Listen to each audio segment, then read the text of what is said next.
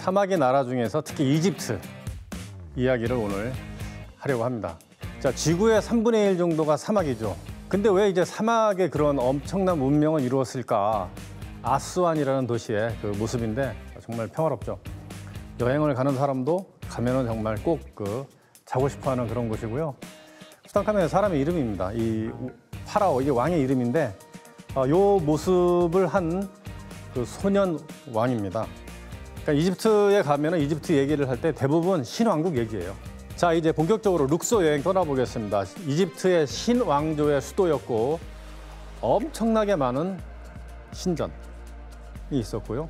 거의 맨 처음 만나는 게 이거예요. 요런 이 석상들이죠.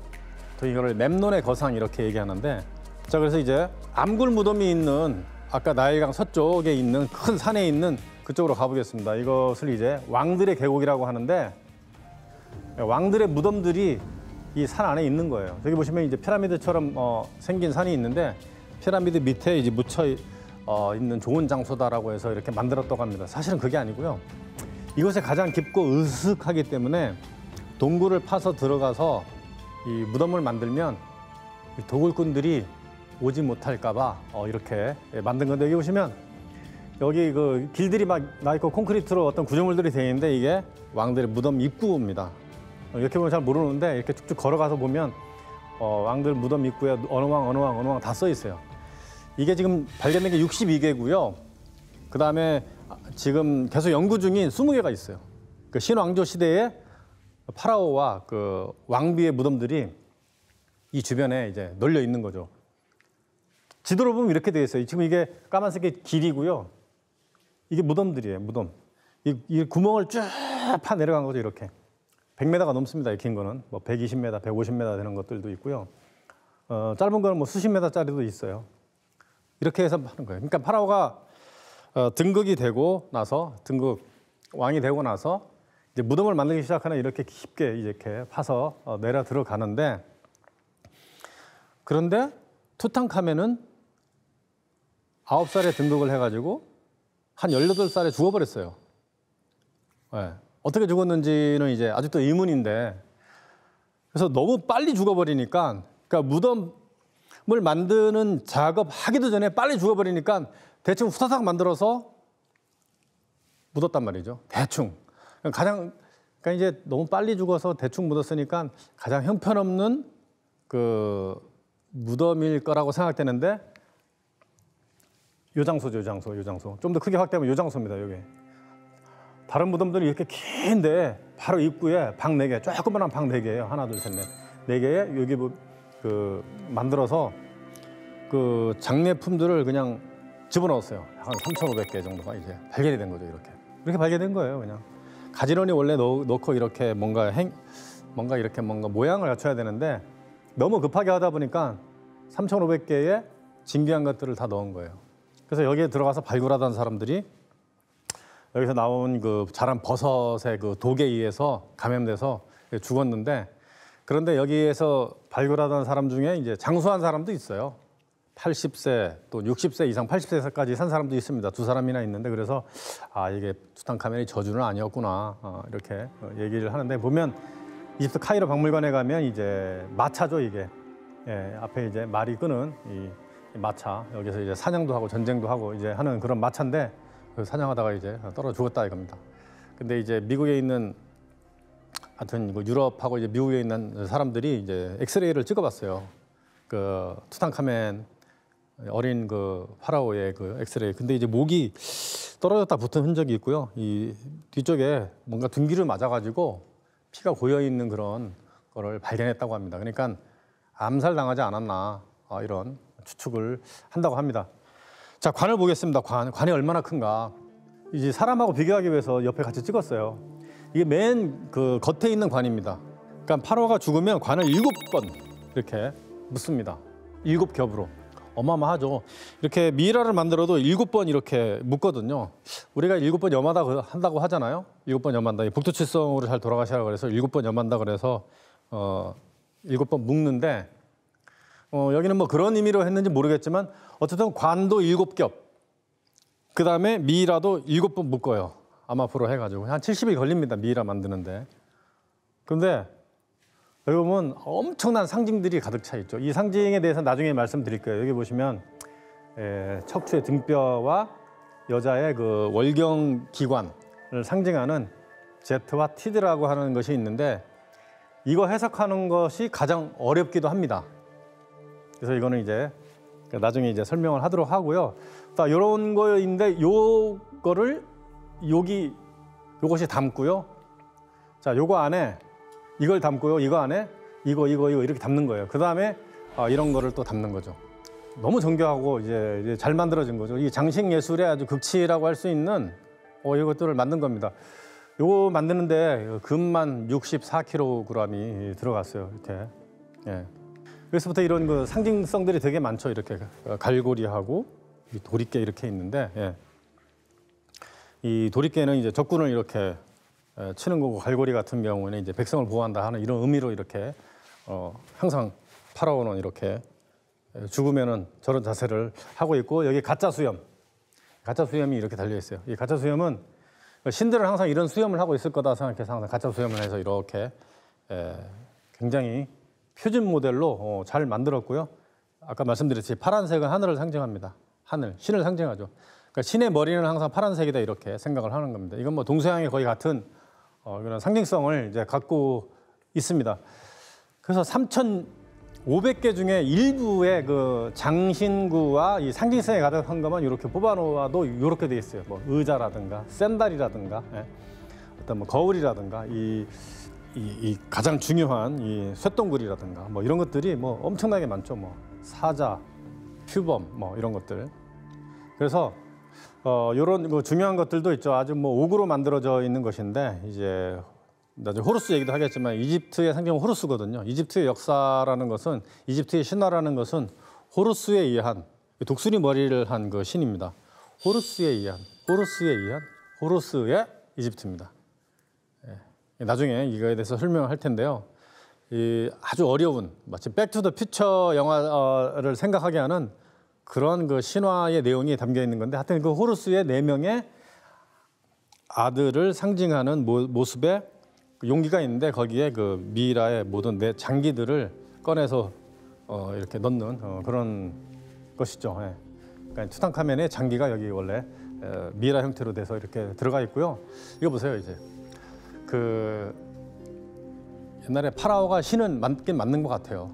왜냐면 이게 요거는 확대시킨 거고요. 이게 뭐냐면 향수통이에요. 향수통. 이 향수, 이제 이걸 이렇게 몸에 바른다는 것은 이제 영생을 상징한다고 합니다. 그래서 죽어서도 영생을 하라고 저렇게 엄청난 향수통을 만들어서, 여기 보시면은 완전히 옥이잖아요. 옥으로. 가장 중요한 건 옥으로 만들었으니까. 이집트도 마찬가지로 가장 중요한 건 옥이에요. 제사 지낼 때도 옥 위에 하고요. 신전에 들어가서 그 초입에 그 단을 세워서 제사를 먼저 지낼 때도 옥 단 위에 했던 게 이집트 사람들이고, 뭐 이런 것들 굉장히 많죠. 이 죽어서 이제 뭐 사용할 것도 있고, 자신들도 있고, 신들도 있고, 이제 호루스가 여기 있죠. 황금으로 만들어진 샌달, 신의 피부라고 합니다. 황금은 신의 피부라고 해서 그 신이 신어야 될 그 신발이니까 이제 황금으로 만들었고요.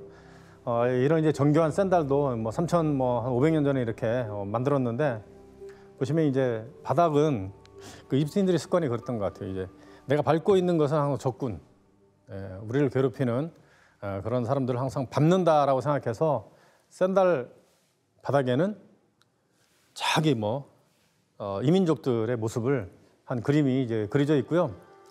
의자입니다. 죽어서 쓰라고 하는 의자인데, 지금 현대에 와서 이런 장신구를 만들려고 해도 만들기 어려울 것 같아요. 너무 기가 막히잖아요. 너무 촘촘하고. 그보다 더한 건 이거죠. 이제 그 당시에 가장 유명했던 이 황금으로 되어 있는 의자인데, 그 의자 등받침만 이렇게 제가 이렇게 찍은 거를 이렇게 잘라냈습니다. 사진을. 여기 보시면 이제 투탕카멘이 있고, 그의 부인이 이제 있습니다. 그의 부인이 이렇게 있는데, 이렇게 이 향유를 발라주는 모습인데, 이게 이제 영생을 상징한다라고 이렇게 말씀드렸는데, 이제 발라주는 모습이고요. 머리는 파란색으로 하고 있고요. 여기 보시면 이제 태양신이 있죠. 태양신.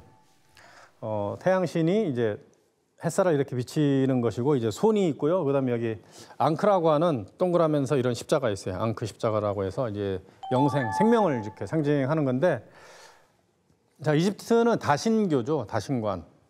이천 신위가 있습니다. 그래서 이제 이천 신을 모시는데 여기는 이제 유일신, 태양신만 모시는 그런 상징을 했는데, 이 사람이 그 유일신을 만들어 놓은, 이집트에서 유일하게 처음으로 유일신교를 만들어 놓은 아케나톤이라고 하는 사람이 있는데, 그 사람이 이제 아들이기 때문에 요 다음에 바로 아케나텐 얘기니까 아케나텐 때 좀 더 자세히 설명하도록 하고요.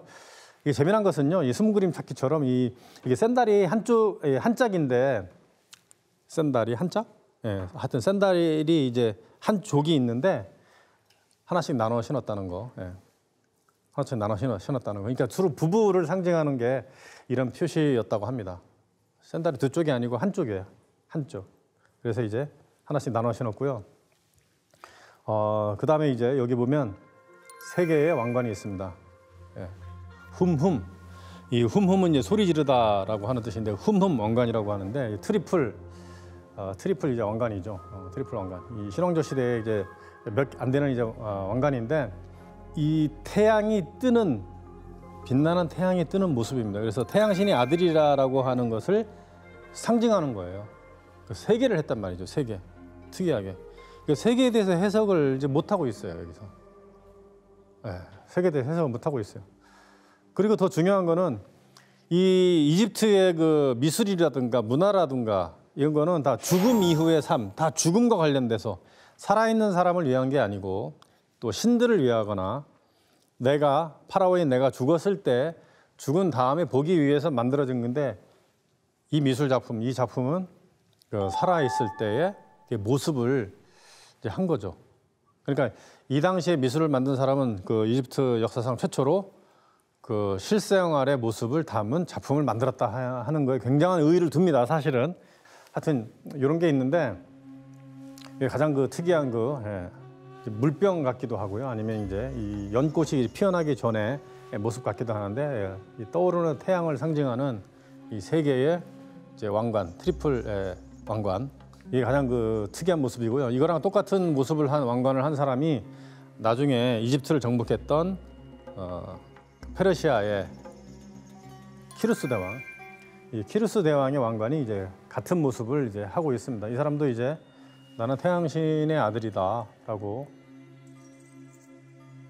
해서 이렇게 트리플 왕관을 했는데, 그 페르시아의 왕 이제 키루스가 그 유명한 그 유대인을 풀어준 사람이죠. 이제 구약 성서에 나오는 그 유명한 고레스 대왕입니다. 예. 그래서 바빌로니아, 신바빌로니아에서부터 유대인들을 이제 해방시켜준 그 사람으로 굉장히 유명한 어쨌든 있습니다. 자, 이집트 최고의 상징 중에 하나가 뭐냐면 쇳덩굴이에요. 쇳덩굴이. 자, 기독교인들에게 십자가가 있다고 하면 이집트인들에게는 쇳덩굴이가 있습니다. 엄청 많아요. 가는 데마다 다 쇳덩굴이에요. 네. 쇳덩굴이는 뭐를 상징하냐면 이 태양신을 상징하기도 하고요. 예, 영생을 상징하고 부활을 상징합니다. 정확히 얘기하면 부활을. 이 쇳덩굴이가 쇳덩을 말아서 이 뒷발로 이렇게 차서 이렇게 굴리잖아요. 그래 땅 속에 집어넣은 다음에 그쪽에 이제 알을 까고 부활을 시키는데, 그쪽에서 그 새끼가 튀어나오잖아요. 그래서 쇳덩굴이는 그 하늘의 태양이 이렇게 지나가는 그거를 연상을 해서 가장 중요한 부활의 상징이에요. 그래서 파라오가 죽거나 하여튼 누군가가 죽으면 이 쇳덩굴이가 있는 이런 장식품을 가슴에 딱 놓습니다. 그래서 옛날 사람들은 이런 그 장신구에 그 여러 가지 것들이 있는데, 여러 가지 상징들이 있는데, 코브라도 있고 뭐 이런 연꽃도 있고, 연꽃도 이제 부활의 상징이거든요. 이제 진흙 속 물에서 나와가지고 이렇게 딱 피니까 이거는 이제 상이집트 떼베의 상징이죠. 상이집트의 상징이고, 그래서 이제 이런 것들을 갖다 놓고요. 그다음에 여기 눈이죠. 호루스의 눈. 이런 갖다 놓는 것들이 전부 다 영생과 부활의 상징을 이렇게 나타나고 있습니다. 이것도 마찬가지예요. 여기 보통 쇳덩구리를 이제 독수리발로 이렇게 표현하게 되는 독수리발이 잡은 요 생명을 상징하는 요 기호가 있는데요. 예. 요것도 이제 영생을 상징합니다. 다 그런 거예요, 다. 예. 코브라가 이제 이 뒤에 이제 태양을 이고 이렇게 나타나고 있고 한데 다 그런 것들이죠. 여기 보면 이렇게 강을 건널 수 있게 만들어 놓은 이제 배도 다 그런 그 부활 영생의 상징이죠. 이 사람들 왜 이렇게 만들었을까 같은 그 쇳덩구리가 엄청난 상징이고요. 그다음에 그거 이외에도 내가 아까 해석이 가장 어렵다고 하는 그 여러 가지들이 있는데 요거는 이제 쇳덩구리가 그려져 있는 무덤 속의 어떤 그림인데 이런 게 되게 많죠. 무덤 속에는 이렇게 쭉 들어가는 무덤 속에 되게 많은데 그 외에도 이런 것들이 있어요. 요거 아까 이제 거기 있었던 호루스의 눈이고요. 요게 오시리스 신의 이 척추 등뼈라고 하는 것인데 이 옛날 고대 이집트 사람들은 이 척추 등뼈에서 이제 정액이 나온다, 이 힘이 나온다, 에너지가 파워가 나온다 이렇게 하는데 나중에 요거를 가지고 그 스타워즈의 제다이 이야기를 하려고 합니다. 이거를 제드라고 하거든요. 이 제드 모양의 이 제다이들이 이제 칼을 갖고 있어요. 이 광선검이 이거랑 똑같이 생겼습니다.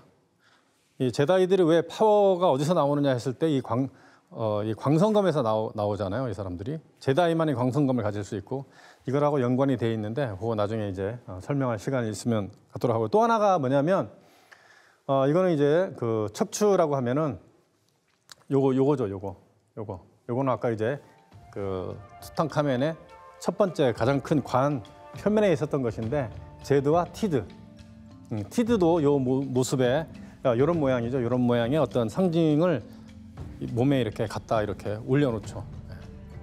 가장 중요한 이제 상징이기 때문인데 그래서 아까 이 상징 해석하기가 제일 어렵다라고 이렇게 말씀드렸는데 이번에 나중에 굉장히 중요한 그 이 이집트 미스테리아의 그 중요한 부분이기 때문에 이건 나중에 설명하도록 하고요. 어쨌든 이거는 척추고 요거는 여성의 월경이 나오는 어떤 기관이다 이렇게 설명을 합니다. 그러니까 이집트의 그 문화라든가 이제 역사라 이 문명을 설명하는 거는 사실 이집트인들이 아니에요. 다 외국인들이죠. 이제 프랑스라든가 아니면 이제 미국, 특히 영국 사람들이 와서 연구를 되게 많이 했는데 그 이유는 이제 있습니다. 중간에 자신들이 상형 문자를 읽을 수 있는 그런 사람이 다 사라져버린 거기 때문이거든요. 로마에서 완전히 사라져버려요. 그러다가 나중에 이렇게 로제타 스톤이라는 것이 나오면서 그걸 해석을 하면서 해석하는 20년 걸렸거든요. 그러면서 이제 이집트 문명을 이제 새롭게 해석하기 시작했는데 자, 무덤 속으로 한번 들어가 보겠습니다. 그러면 이제 그 투탕카멘은 너무 급하게 죽다 보니까 막 3,500개의 그 중요한 것들을 막 때려 넣은 거죠. 때려 넣어서 정말 예? 그 도굴꾼들이 어디 있는지 모르고 있다가 유일하게 이제 원래는 깊이 파서 이제 들어가야 되는데 이제 못 찾은 거죠. 도로 바로 옆에 있는 걸 못 찾은 거죠. 예. 그래서 원래는 만들 때 이렇게 만들어 나갑니다. 여기 저 동굴이라고 상상을 하시고요. 동굴을 이제 해체해 놓은 거를 이제 그림을 그린 건데 이집트 그 왕들의 계곡 입장하는 데 가면은 이런 그림이 그려져 있습니다. 그래서 제가 사진을 찍은 건데 요게 이런 모습으로 이렇게 원래 무덤을 만든다라고 어떤 설계도에 의해서 이렇게 쭉 파 내려가는 거죠. 쭉 파 내려가는. 이쪽이 입구니까 먼저 파냈을 거 아니에요. 그러면 이쪽에 미리 다 그림을 다 그린 거죠. 그래서 먼저 파낸 장소에 그림이 다 그려져 있고요. 나중에 파낸 장소는 밑그림부터 해서 이쪽은 이제 아직도 한참 파고 있는 중이죠. 그래서 이제 파 내려가는 모습인데 그렇게 해서 이 그림들, 그러니까 이 무덤 주인이 생애에 어떤 일을 했다. 그다음에 이제 신들한테 이제 어떤 것을 했다라고 이제 고백을 하는 이런 글자, 이 문자들을 이렇게 쭉 써놓은 거예요. 뭐 엄청나죠, 하여튼. 네. 이렇게 들어갑니다. 쭉 들어가요. 굉장히 잘 남은 그 무덤이에요. 그러니까 채색이 거의 완벽하게 남은 무덤. 그 왕들의 계곡 가면 무덤이 지금 62개가 발견이 됐는데 하루에 3개밖에 못 봐요. 하루에 3개. 그리고 공개하는 것도 4개, 5개밖에 안 됩니다. 그중에 선택해서 3개만 보라고 합니다. 그리고 시간이 또 지나면 또 다른 거를 이렇게 열고. 그러니까 이거 다 보려면 진짜 수십 년 동안 방문을 해야 돼요. 수십 년 동안. 자, 해서 이렇게 계단 따라 쭉 내려가는 거예요. 이집트 무덤이 이 정도입니다. 굉장히 덥죠. 습하고. 굉장히 덥고 습합니다. 그 여행하기 가장 어려운 나라가 이집트 같아요. 너무 더우니까.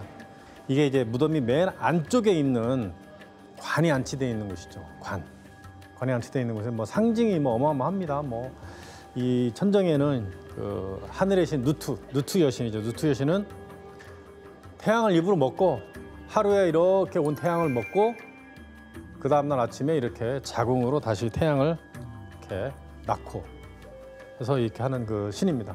그 누투 여신. 미이라와 정교한 조각상들을 왜 이렇게 만들었는지에 대한 이야기를 해볼까 합니다.